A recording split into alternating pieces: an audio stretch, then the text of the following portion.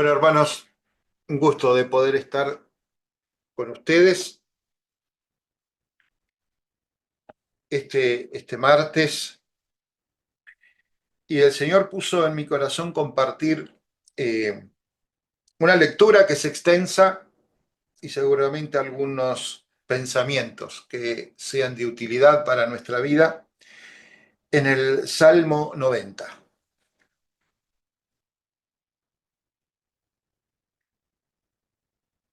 Es cierto que es un salmo extenso, pero hermanos, vale la pena leerlo. Señor,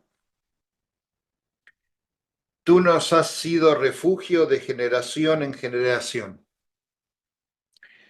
Antes que naciesen los montes y formases la tierra y el mundo, desde el siglo y hasta el siglo tú eres Dios. Vuelves al hombre hasta ser quebrantado. Y dices, convertíos, hijo de los hombres, porque 1000 años delante de tus ojos son como el día de ayer que pasó y como una de las vigilias de la noche. Los arrebatas como corriente de aguas, son como sueño, como la hierba que crece en la mañana florece y crece, a la tarde es cortada y se seca. Porque con tu furor somos consumidos y con tu ira somos turbados. Pusiste nuestras maldades delante de ti, nuestros yerros a la luz de tu rostro. Porque todos nuestros días declinan a causa de tu ira. Acabamos nuestros años como un pensamiento.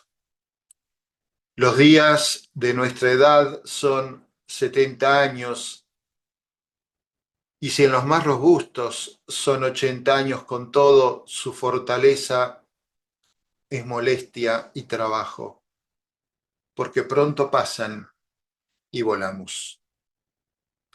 ¿Quién conoce el poder de tu ira? Y tu indignación, según que debe ser temido. Enséñanos de tal modo a contar nuestros días que traigamos al corazón sabiduría. Vuélvete, oh Jehová, ¿hasta cuándo? Y aplácate para con tus siervos.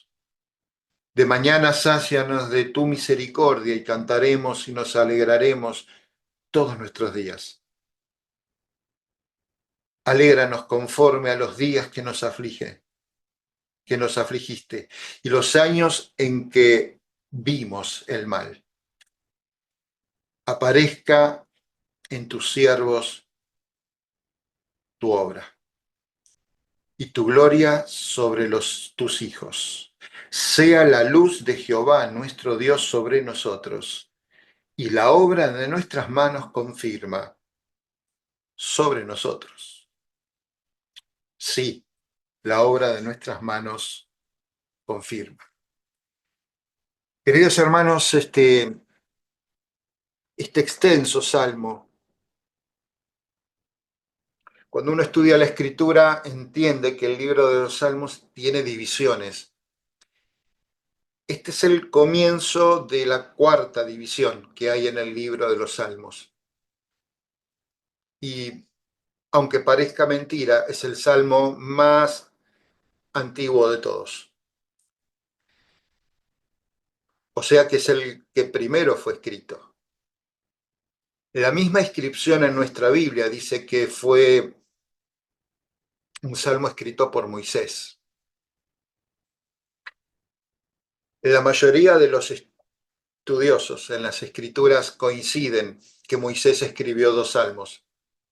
Este está claramente firmado, definido así. El otro salmo es el Salmo 91, muy emparentado. Se relaciona muchísimo a tal punto que uno podría hacer en alguna otra oportunidad un lindo estudio en cuanto a comparar un salmo con otro y ver cómo el pensamiento de Moisés se ve reflejado realmente en el Salmo 91 también. Sin embargo, nadie duda de que el Salmo 90 es de Moisés. Ahora, indudablemente, este salmo ha motivado, ha dado lugar a otros salmistas a tener una visión muy parecida de la que Moisés tenía.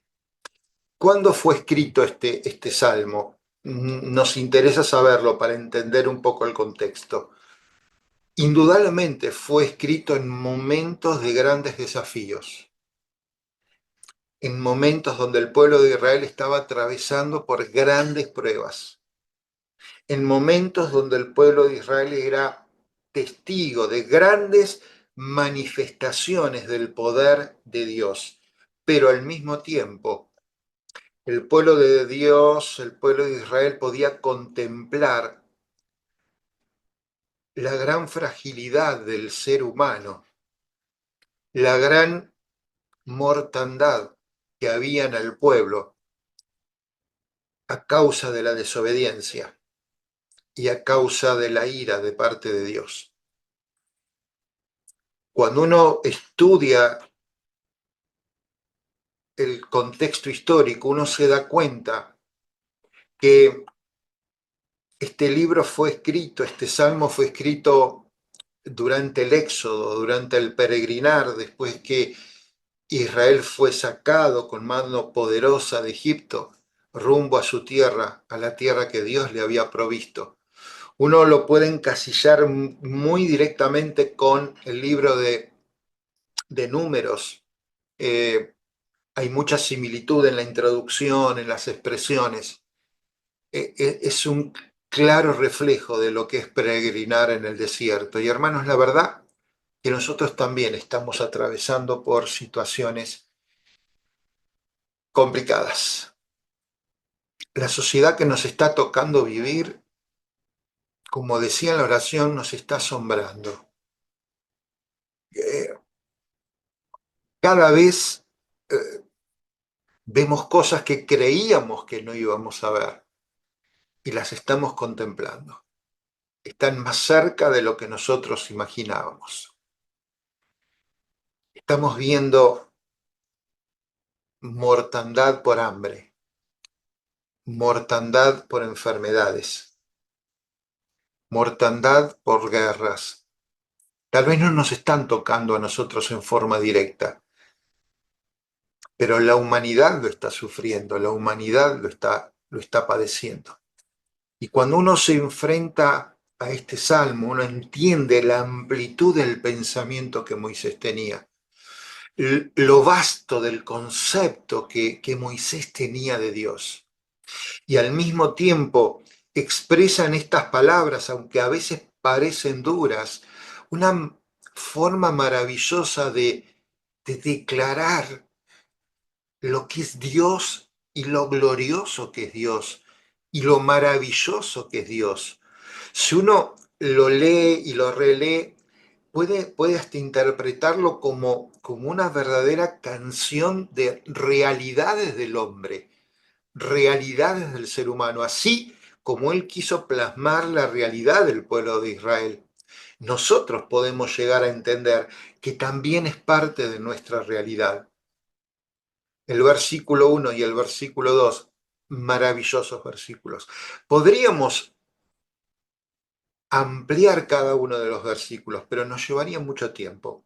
Pero sí quiero pensar un poco en estos dos primeros versículos. Señor, tú nos has sido refugio de generación en generación.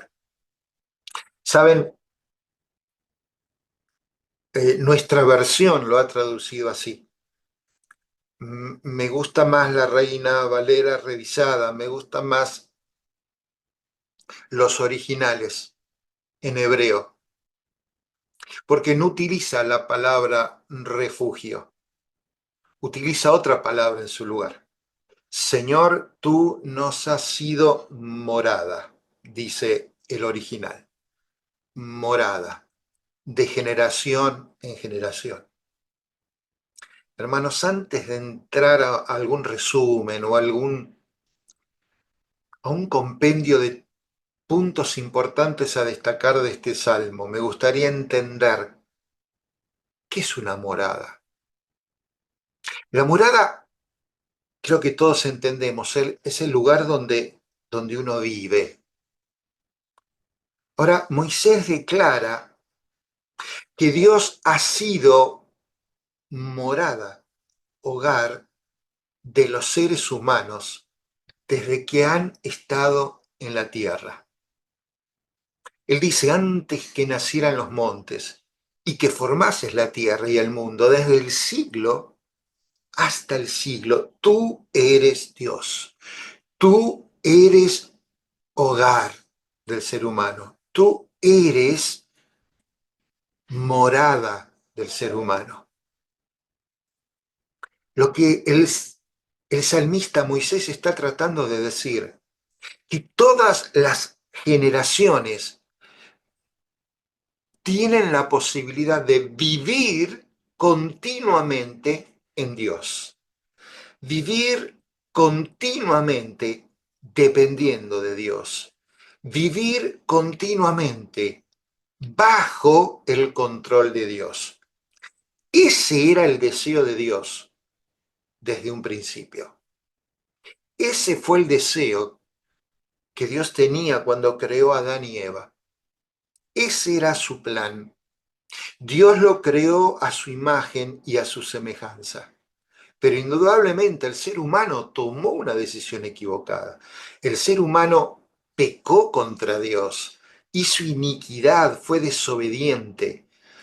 Pero aún así, Moisés está declarando una verdad espiritual. Aún así, Dios quiere ser el hogar de todos los seres humanos. Cuando Pablo estaba predicando ahí en el Areópago a los atenienses, ahí en esa colina donde daban culto a otros dioses, él le habla y dice esta expresión, porque en él vivimos, dice Pablo, en él nos movemos y por él somos. Por lo tanto, es indudable que Pablo sentía esto mismo. En él vivimos. Dios existe como un hogar. Es un pensamiento enorme.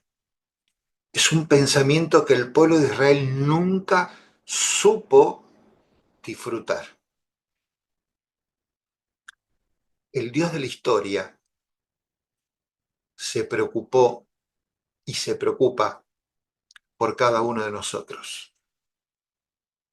Me imagino lo que habrá sido para Moisés ver la gloria de Egipto.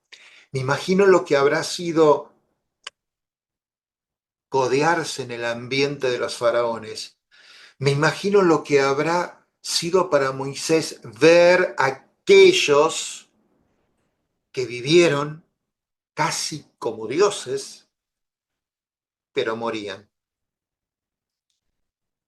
Me imagino a Moisés mirando los sepulcros. Me imagino a Moisés mirando las pirámides, aquellos sarcófagos. Y me imagino a Moisés hablando al pueblo, diciéndole, nuestro Dios es el hogar de generación en generación.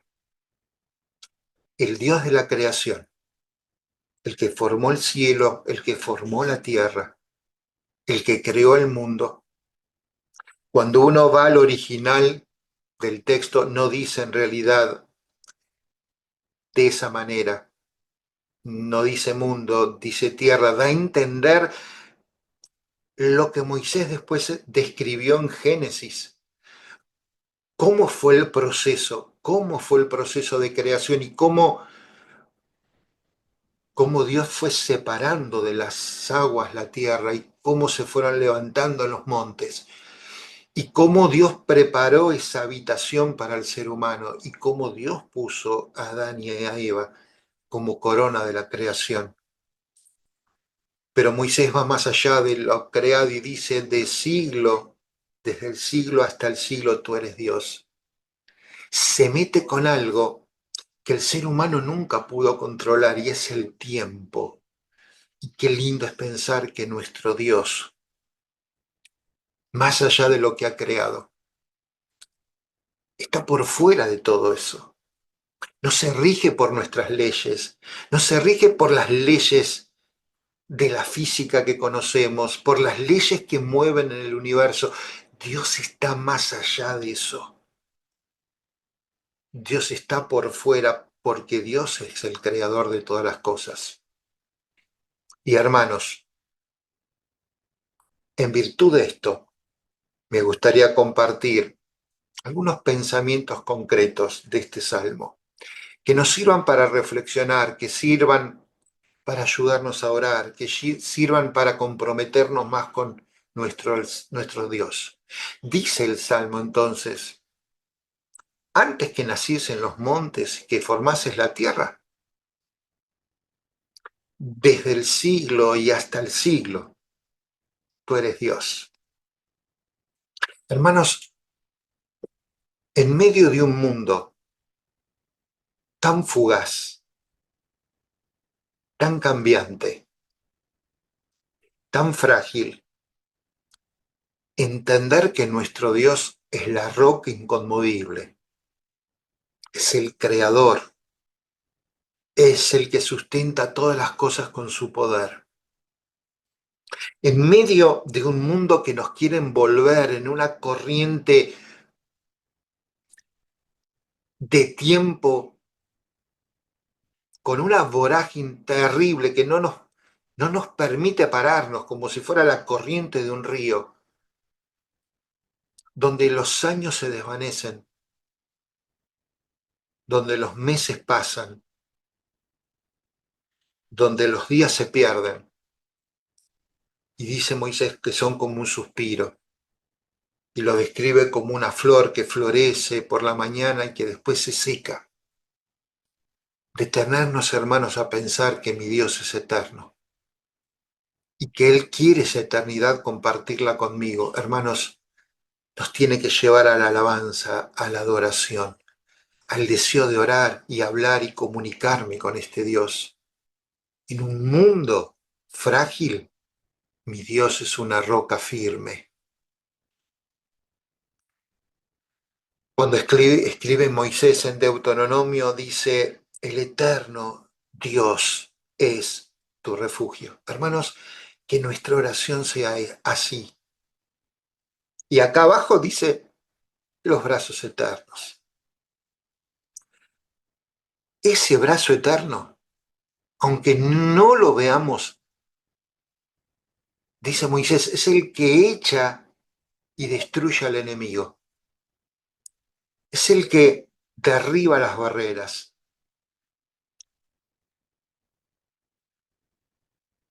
Es el que levanta los valles. Es el que aplana las montañas.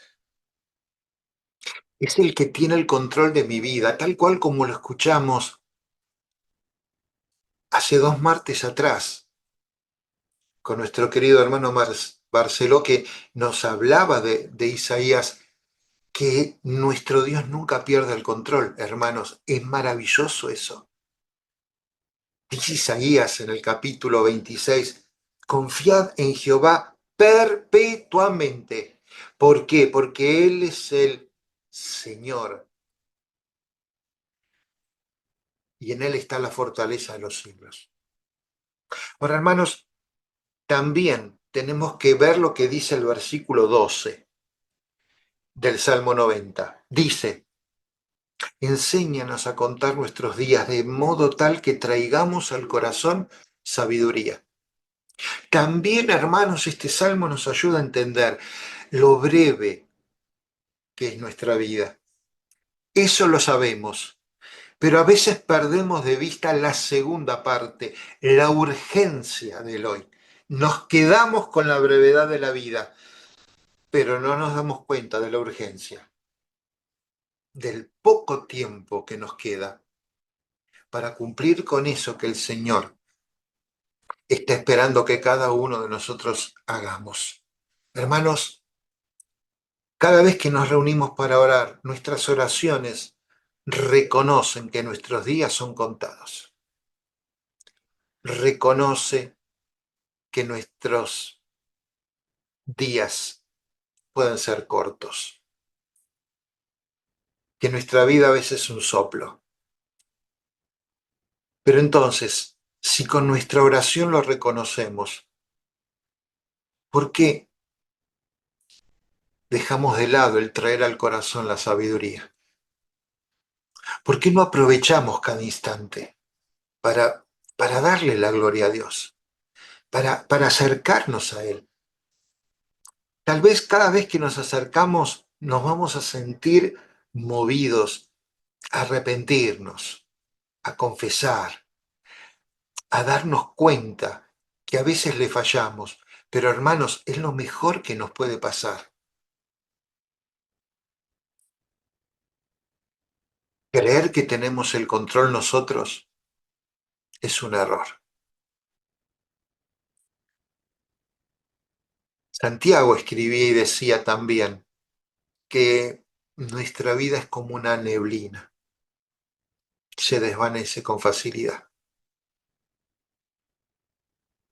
Y así como nosotros le decimos a la gente que no es creyente y les exhortamos y evangelizamos utilizando las palabras de Pablo, porque en tiempo aceptable te he oído, y en el día de la salvación te he socorrido. He aquí ahora el día aceptable, he aquí ahora el día de la salvación. Con qué facilidad pensamos que eso solamente es para ellos, y no entendemos que esa misma urgencia es para nosotros que somos del Señor. Y el Señor viene pronto.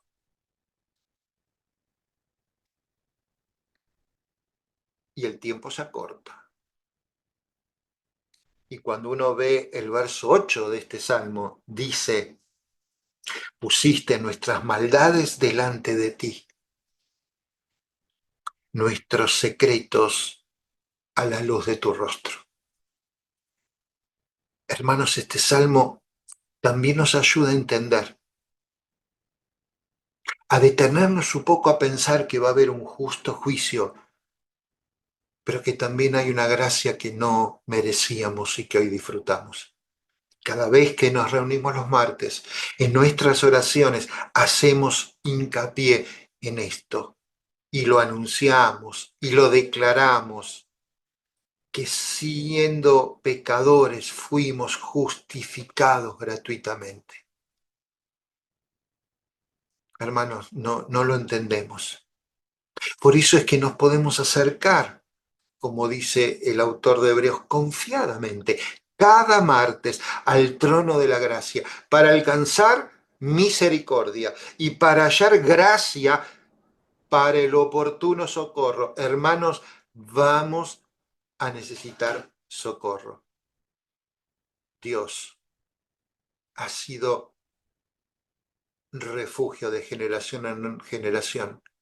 Pero si nos quedamos solo con la palabra refugio como si fuera el lugar a donde acudir cuando hay un problema, cuando hay un peligro, cuando hay una amenaza, nos estamos quedando cortos. Dios es mi hogar. Cuando estoy en ese hogar, cuando estoy en Dios, cuando estoy en Cristo, es donde tengo su gracia, es donde encontré su justificación, es donde fui redimido. Y hermanos, cada vez que nos reunimos, esto lo estamos diciendo. Pero cuando vamos al verso 11, hermanos, ¿quién conoce el poder de su o de tu ira?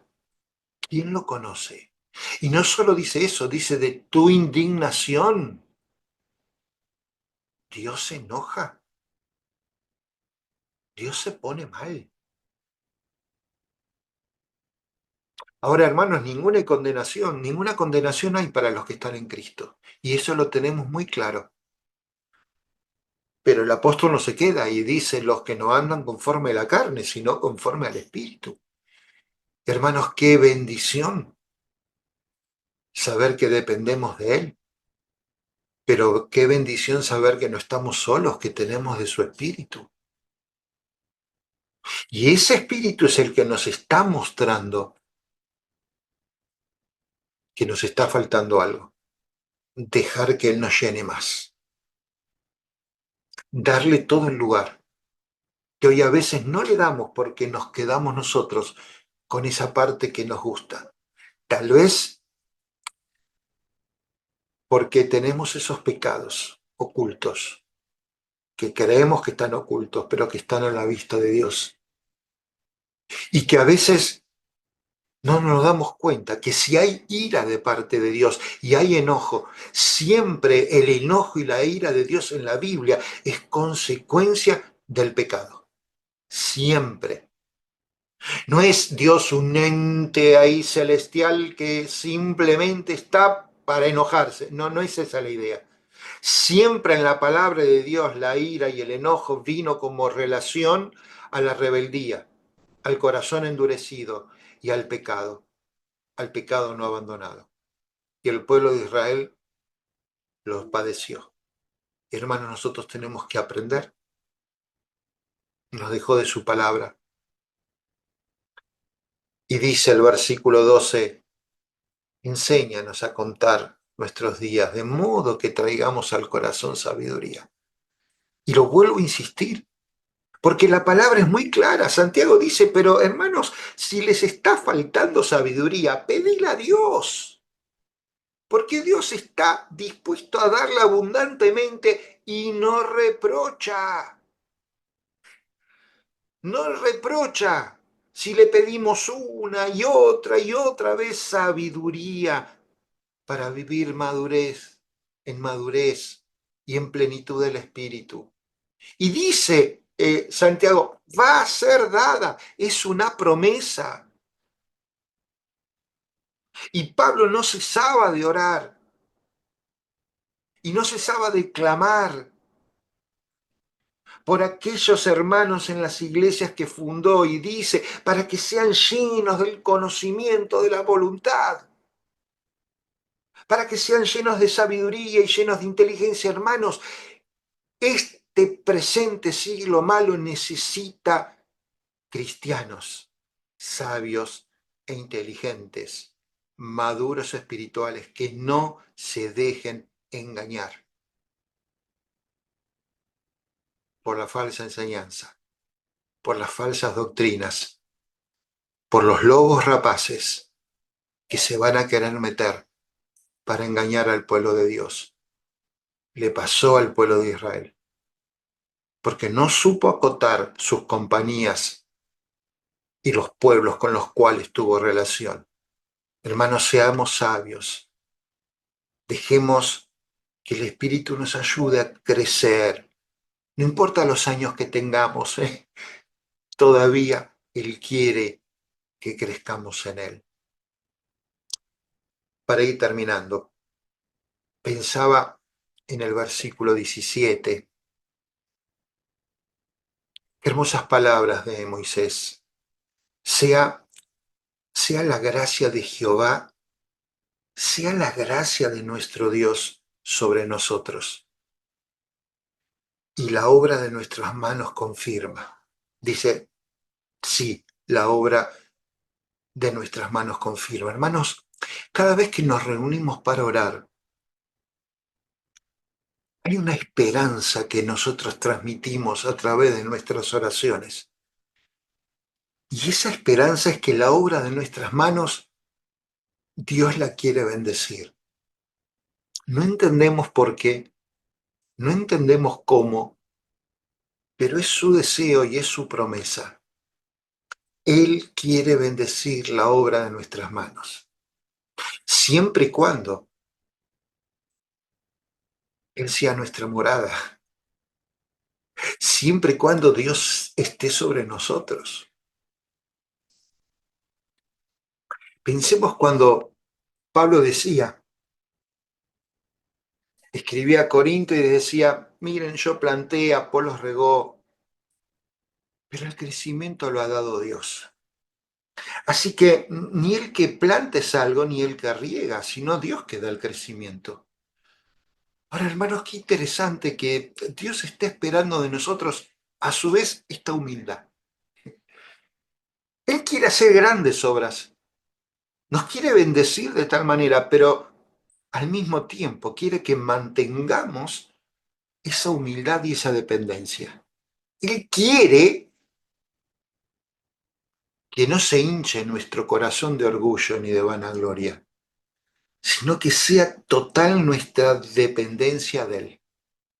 Por eso cuando escribe a Filipenses, él dice, estoy persuadido de esto, del que el que comenzó la obra en vosotros, la buena obra, la va a perfeccionar hasta el día de Jesucristo. Hermanos, el día de Jesucristo está pronto a llegar.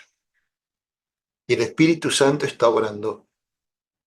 Y el Espíritu Santo está utilizando a hombres y mujeres a lo largo de todo el mundo para sembrar la palabra, que se complete ese número de los redimidos. Queridos hermanos, pensemos un poquitito en esto. El Salmo nos confronta con nuestro pecado, es cierto. El, el Salmo nos confronta con nuestra condición, es cierto. Pero nunca Dios nos ha pagado, dice el salmista, conforme a nuestras iniquidades. Tendríamos que haber sido consumidos. Y hermanos, a veces no entendemos y no explicamos por qué Dios permite cosas. Y a veces hasta nos enojamos con Dios. Y a veces hasta cuestionamos a Dios. He llegado a escuchar por qué Dios no mató a grandes asesinos que hubo en la historia de la humanidad. ¿Por qué Dios no controló esto? ¿Por qué Dios no se opuso a tal cosa? Siempre haciendo hincapié en la maldad, en el pecado, en la rebeldía, en el orgullo que los demás tenían. Pero nunca nos detuvimos a pensar y nunca le decimos a Dios, Dios, ¿por qué no frenaste mi mano cuando la usé donde no la tenía que usar? ¿Y por qué Dios no frenó mi boca y me dejó mudo antes de pronunciar una palabra que hirió el corazón del prójimo? Y nunca nos pusimos a pensar, ¿por qué Dios no detiene mi corazón antes de cometer alguna atrocidad? No miramos así nuestra vida, siempre miramos el mal alrededor nuestro. Pero este salmo nos ayuda a confrontar la realidad. El profeta decía, por la misericordia de Jehová no hemos sido consumidos. Y hermanos, cada vez que nos reunimos los martes, eso expresamos en nuestras oraciones. No entendemos por qué estamos donde estamos. Tampoco entendemos por qué estamos como estamos. Tendríamos que estar peor. Tendríamos que estar sufriendo más. Pero el Señor en su gracia nos sostiene. Me gustaría preguntarle cosas que no entendemos, de nuestras enfermedades, de nuestras necesidades, de nuestros padecimientos, de nuestras pérdidas.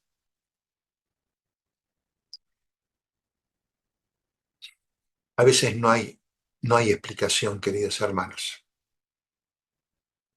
Me quedo con el verso 14 para terminar.